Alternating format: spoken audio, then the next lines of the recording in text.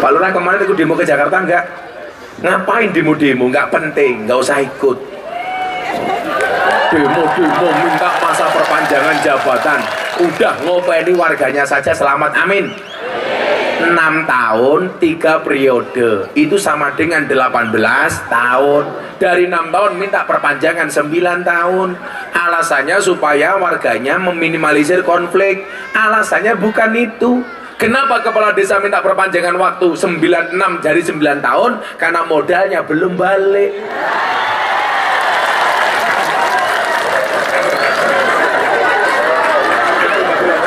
Nah, sudah 3 periode selamat, alhamdulillah.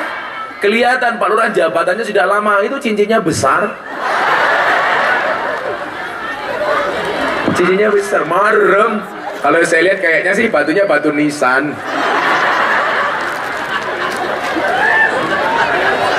Warisan. Dulu saya miskin banget Pak, sampai miskinnya nggak ada perempuan yang mau pacaran sama saya. Semuanya menjauhi saya. Tapi hari ini saya katakan, di balik kesuksesan seorang laki-laki akan ada banyak mantan yang menyesali.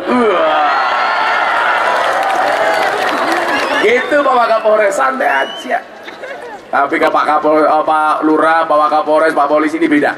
Di balik kesuksesan seorang laki-laki ada doa dari seorang istri, betul? Itu artinya semakin banyak istri semakin banyak yang mendoakan. Iya, kayak gitu. Setuju ibu-ibu?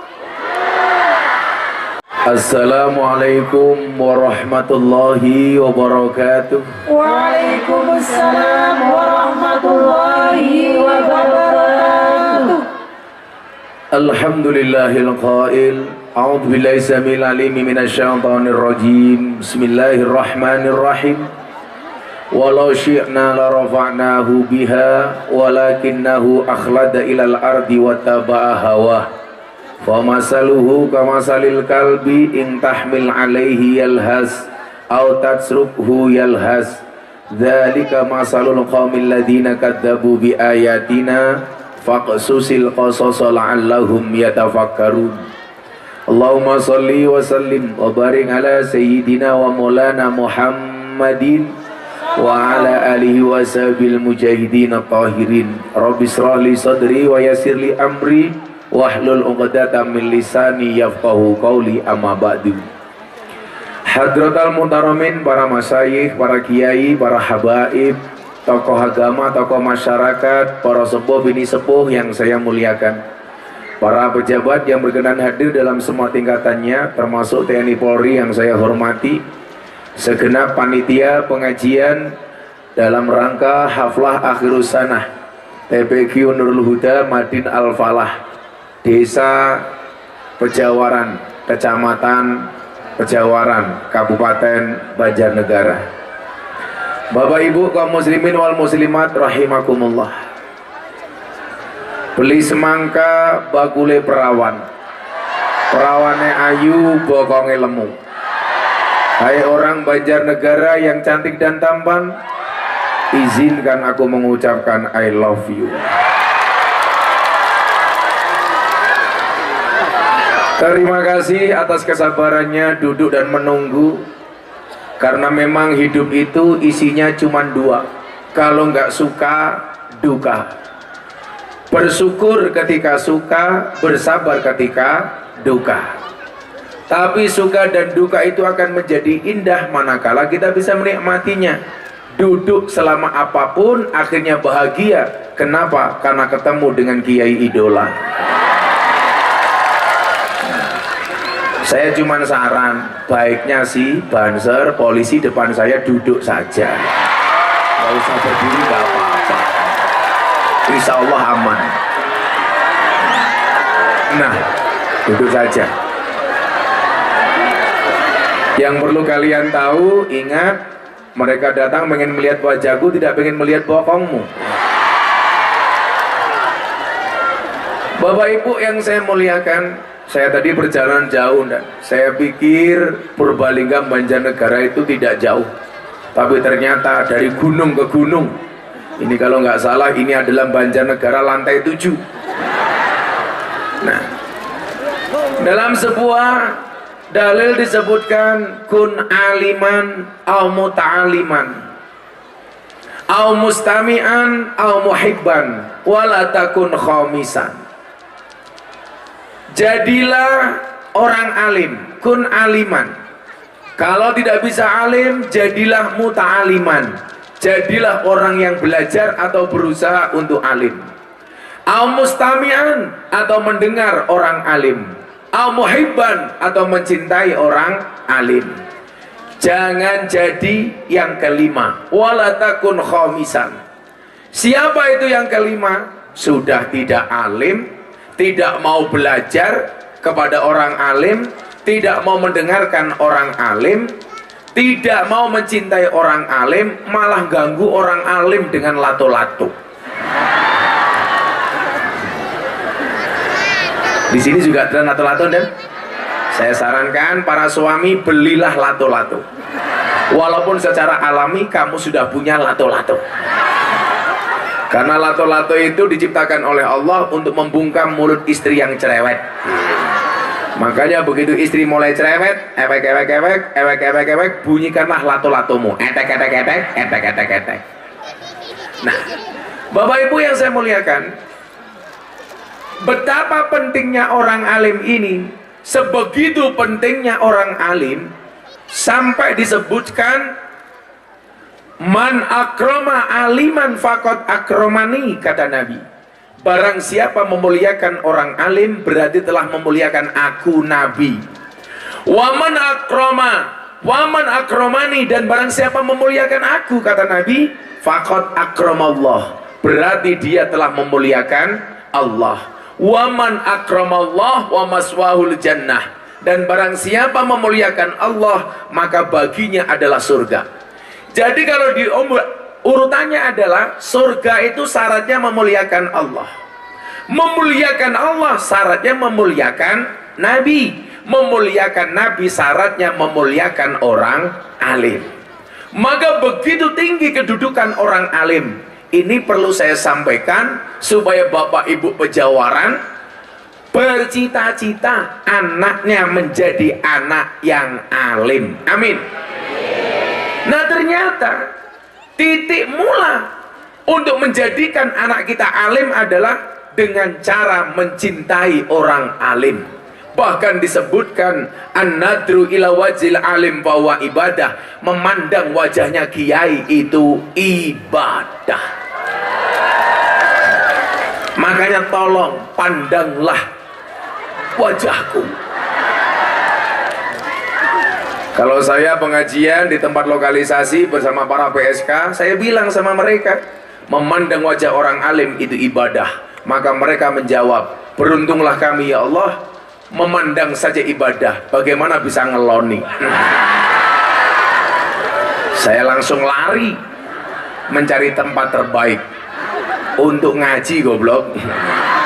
Nah, maka Bapak Ibu yang saya muliakan, saking pentingnya orang alim disebutkan yarfa'illahu alladhina amanu minkum walladhina utul ilma darajat. Allah itu akan mengangkat 2 derajat orang. Yang pertama adalah orang beriman, yang kedua orang mempunyai ilmu pengetahuan. Saya doakan semua yang hadir mudah-mudahan ditetapkan imannya oleh Allah. Kemudian yang kedua diberikan derajat ilmu pengetahuan. Amin. Coba kalau bukan karena iman, kalau bukan karena takwa dan ilmu pengetahuan, mungkin rasanya berat. Pengajian duduk apa adanya tanpa tikar, betul? Yang duduk tanpa tikar saya doakan pulang pengajian mudah-mudahan little body. Apa itu? Sini tiga telah kelebon bedi.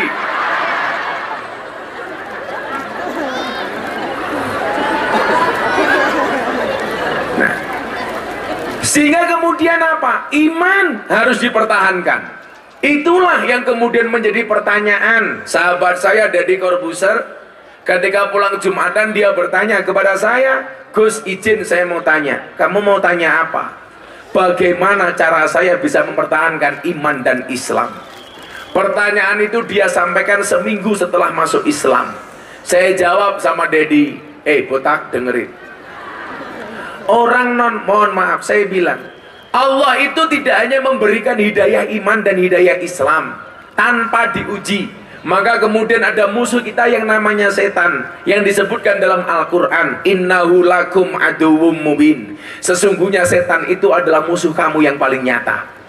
Nah, Allah tidak hanya memberikan iman, tapi juga musuh, yaitu setan. Bapak Ibu, setan itu tidak mencuri rumahmu, setan itu tidak mencuri sertifikatmu, setan itu tidak mencuri uangmu, tetapi setan senantiasa mengintai dan berusaha mencuri iman darimu. Kenapa? Karena setan tahu harta yang paling berharga bagi seorang muslim adalah iman. Maka Bapak Ibu, kenapa kita harus dekat dengan orang alim? Karena orang-orang alim itulah yang menuntun kita untuk kenal dengan Allah, yang menuntun kita kenal dengan Rasulullah. Makanya kalau orang tidak mau ngaji kepada guru, saya langsung ngaji saja nyontoh Allah, Anda salah. Kenapa salah? Allah itu tidak makan, sementara kita makan. Kok kamu nyontoh Allah? Kamu salah. Allah itu tidak pernah tidur, sementara kita tidur. Allah maha mendengar, yang pendengarannya tidak butuh telinga. Allah maha melihat, yang penglihatannya tidak butuh mata. Maka kita tidak bisa langsung belajar dari Allah. Dengan siapa kita belajar? Dengan Rasulullah. Tapi langsung dengan Rasulullah kita juga tidak mampu. Kenapa? Karena mata kita tidak pernah menatap Rasulullah. Bahkan banyak di antara kita sampai usia lanjut ngaku umatnya Kanjeng Nabi, tidak pernah mimpi ketemu dengan Kanjeng Nabi. Padahal kalau mimpi ketemu Kanjeng Nabi, wallah itu adalah Nabi. Tapi kalau jenengan mimpi ketemu dengan kepala desa, bisa jadi itu gerandong. Kepala desanya saya ngerti ya. Oh iya.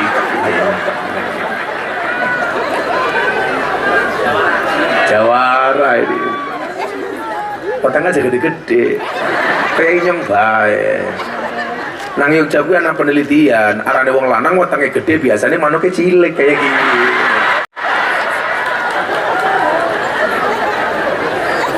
Arane wong gede, otaknya gede manuknya cilik. Gus Miftah otaknya cilik berarti manuknya alah apa?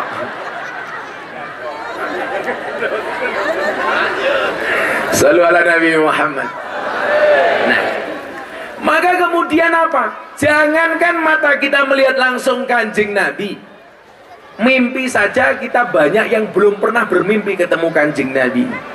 Maka supaya bisa mencontoh Rasulullah atas perintah-perintah Allah, kita dibutuhkan belajar dengan ahli warisnya para Nabi. Siapa? Al-ulama alladzina hum warasatul anbiya. Maka kalau kita tidak bisa dekat dengan Nabi, minimal dekat dengan ahli warisnya. Panitia sok tahu saya puasa, sok tahu loh saya puasa untuk Pak Lurah saja, Pak Lurah lumayan kasih Pak Lurah sama Pak Polisi, Pak Kapolsek ya. Masya Allah, kotaknya gede temen ya. Itu Kapolsek, oh Pak Wakapolres.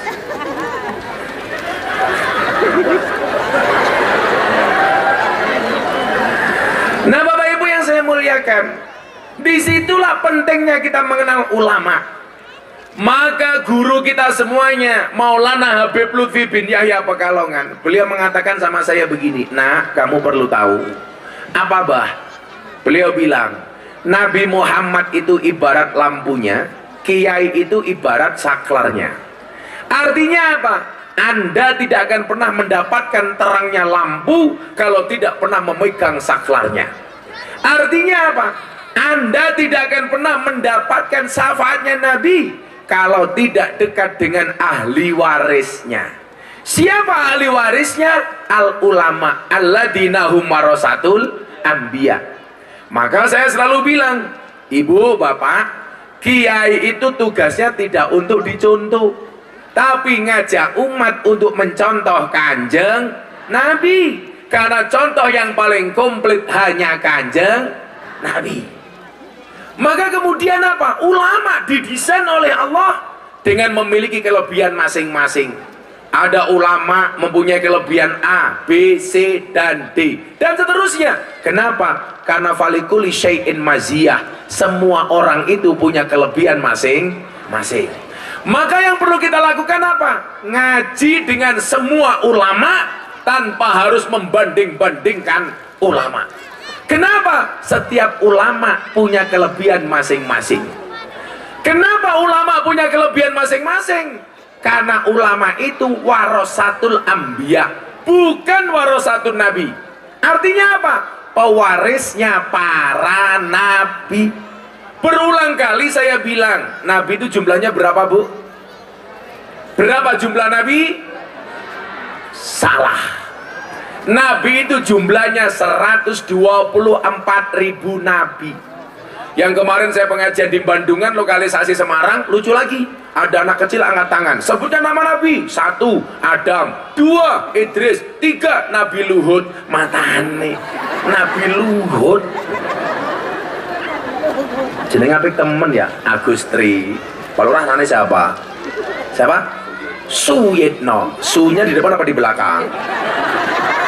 Kalau di depan namanya Suyitno, kalau di belakang Yitno Su, kayak iya. Pak Lurah kemarin ikut demo ke Jakarta enggak? Ngapain demo-demo? Enggak penting, enggak usah ikut. Demo-demo minta masa perpanjangan jabatan. Udah ngopeni warganya saja, selamat amin. 6 tahun 3 periode itu sama dengan 18 tahun. Dari 6 tahun minta perpanjangan 9 tahun. Alasannya supaya warganya meminimalisir konflik. Alasannya bukan itu. Kenapa kepala desa minta perpanjangan waktu 96 dari 9 tahun? Karena modalnya belum balik.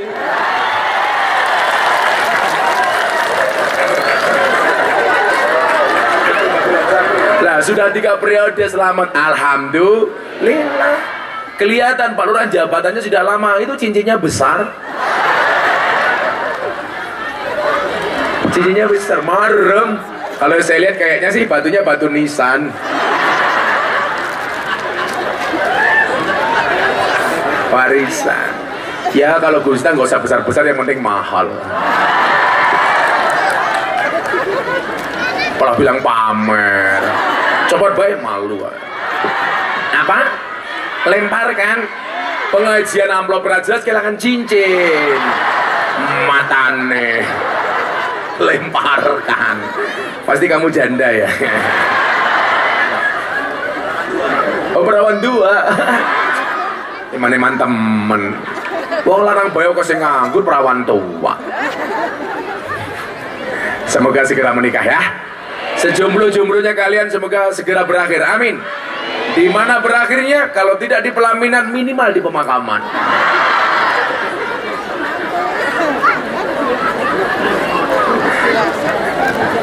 Siapa yang duda? Oh, itu duda. Masya Allah. Oh, kamu segera nikah lagi sampai kiamat ya.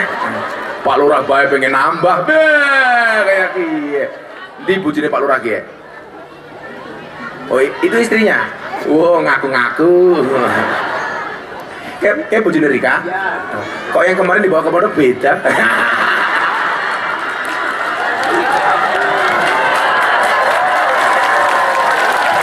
Pulang langsung kelahi ini.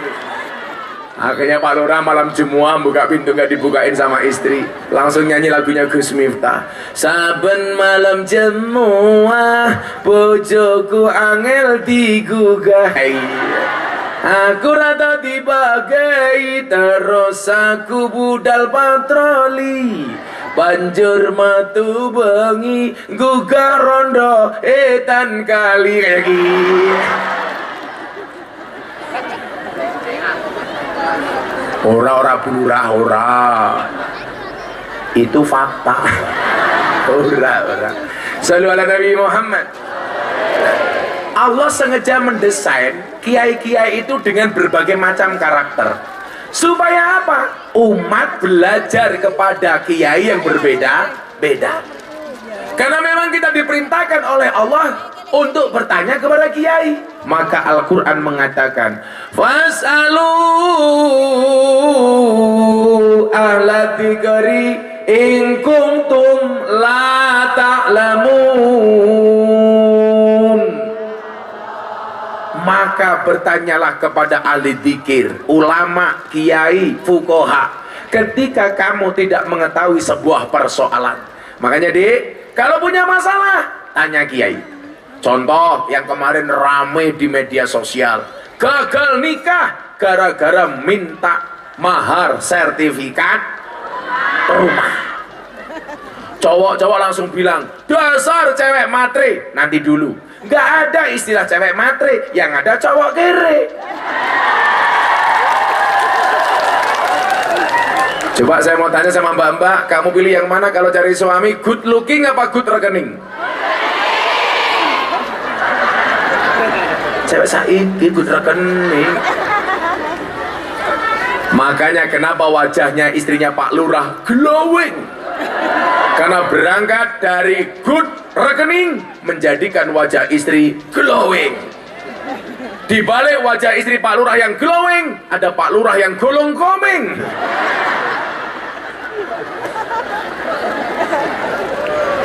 Golong komeng Pak Lurah. Ya wadon ya. Sekarang coba sebelum saya teruskan, supaya kasus ini tidak terjadi di Pejawaran. Ada hadis yang bunyinya adalah, perempuan yang paling baik adalah yang paling murah mas kawinnya. Saya mau tanya, hadis ini seharusnya dibaca laki-laki apa perempuan? Dibaca laki-laki apa perempuan? Perempuan, supaya tidak banyak nuntut kepada suami. Kalau yang membaca laki-laki bahaya, nanti dia akan mengatakan, tuh dengerin kata Nabi, perempuan yang paling baik yang paling murah. Salah. Itu adalah bahasa tawaduknya perempuan supaya tidak banyak tuntutan kepada suami. Sekarang dibalik, Nabi Muhammad menikah dengan Siti Khadijah, mas kawinnya 20 ekor unta. Itu hadis yang baca laki-laki apa perempuan? Laki-laki, supaya lebih bertanggung jawab kepada istri. Kalau yang membaca istri bahaya Pak Lurah. Tuh dengerin, Kanjeng Nabi 20 ekor unta, masa kamu enggak? Makanya dulu ketika saya menikah Pak Lurah, saya mencontoh Kanjeng Nabi. Tapi Kanjeng Nabi 20 ekor unta, Gus Miftah 20 ekor tengu. Karena aku miskin. Dulu saya miskin banget Pak. Sampai miskinnya nggak ada perempuan yang mau pacaran sama saya. Semuanya menjauhi saya. Tapi hari ini saya katakan, di balik kesuksesan seorang laki-laki akan ada banyak mantan yang menyesali. Gitu Bapak Kapolres, santai aja. Tapi kalau Pak Lurah, Bapak Kapolres, Pak Polisi ini beda. Di balik kesuksesan seorang laki-laki ada doa dari seorang istri, betul? Itu artinya semakin banyak istri, semakin banyak yang mendoakan. Iya, kayak gitu. Setuju ibu-ibu?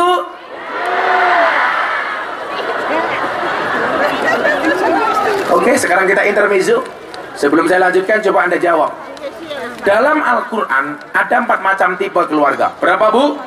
4. Tolong lihat jari saya, jangan lihat cincin saya. Hujan ya? Bubar saja ya. Dalam Al-Quran itu ada 4 macam tipe keluarga. Yang pertama tipe keluarga Nabi Nuh. Ciri-cirinya suaminya soleh, istrinya nakal. Yang kedua tipe keluarga Fir'aun. Suaminya nakal, istrinya solehah, Siti Asyah. Yang ketiga tipe keluarga Abu Lahab. Suaminya nakal, istrinya nakal. Yang keempat tipe keluarga Ibrahim. Suaminya soleh, istrinya solehah. Pertanyaan saya untuk ibu-ibu Pejawaran, Anda pilih tipe keluarga yang mana? Nuh, Fir'aun, Abu Lahab, apa Ibrahim? Ibrahim, subhanallah. Dan Anda tahu Ibrahim istrinya 2.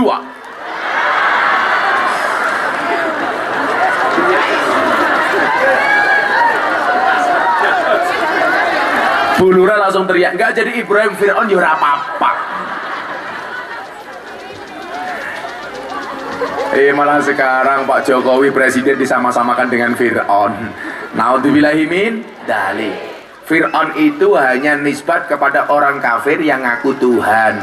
Pak Jokowi itu beriman, Pak Jokowi beragama, maka tidak layak disamakan dengan Fir'aun. Kita nggak usah ikut-ikutan. Naudzubillahi min dzalik. Dan presidennya kurang apik apa ya? Anak Covid diwenehi BLT, betul? Begitu muncul BLT yang pusing kepala desanya. Kenapa? Karena BLT diperuntukkan untuk orang miskin, orang pejawaran yang kaya juga ngaku miskin. Yang punya mobil ngaku miskin. Wongnya ya teka ya. Ya melu guyu. Biasanya jilbabe pink.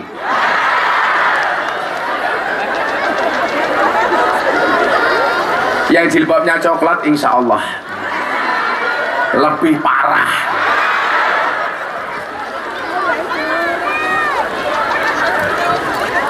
Ada Covid, presiden ngasih BLT, betul Pak Lurah? Ada Covid, dikasih vaksin, betul? Ini kurang apa? Bahkan sekarang Indonesia termasuk negara pertama yang bebas dari Covid. Alhamdulillah. Negara-negara lain terancam resesi global, kemiskinan, Indonesia masih bisa bertahan, betul?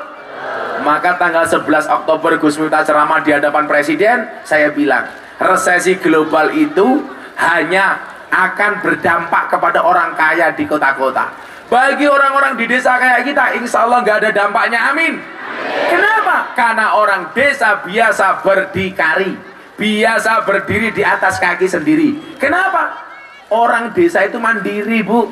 Makan sayur-sayure dewek, makan sego berase dewek, makan ayam-ayame dewek, makan endok-endoke pitek goblok. Endoke dewek keprimen.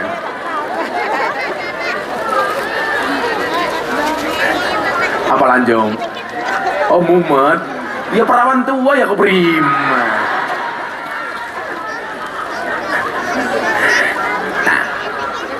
Bagaimana supaya kita menjadi alim? Ayo, selawatan dulu aja yo. Ayo. Ini yang lemu-lemu siapa penyanyi? Kalau lemu-lemu temen ya. Sawah bokong kabeh ketri.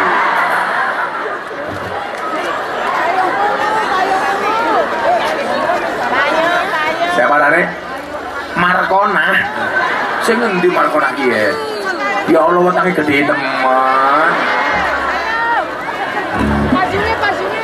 Minta lagu apa Bapak Ibu? Minta lagu apa? Bojo loro. Kalau dulu Didi Kempot ngasih lagu saya dulu Jambu Alas. Jambu alas ning tengah sawah, woe limo sing mateng loro. Ayo ngaji sareng Gus Miftah, sing isih rondo ndang entuk bojo. Amin. Sama bojone? Iya. Apa ya? Pak Lurah minta lagu apa? Mangku Pura Koprin. Emang Banjarnegara bisa lagu Mangku Pura? Mangku Pura. Ini pengajian, coy. Pak Kapolres mau kemana? Potongnya gede temen. Oh, Pak Kapolres datang. Alhamdulillah. Sholawat ala Nabi Muhammad. Lagu Joko Tingkir baik ya. Tapi sirnya Gus Miftah. Sing bengoke banter tak dongake muga-muga utange lunas. Walaupun bisa lunasi mudah-mudahan sing utangi lali. Syukur-syukur sing utangi mati ya. Salatullah salamu dipakai sang keminyong. Primen ya.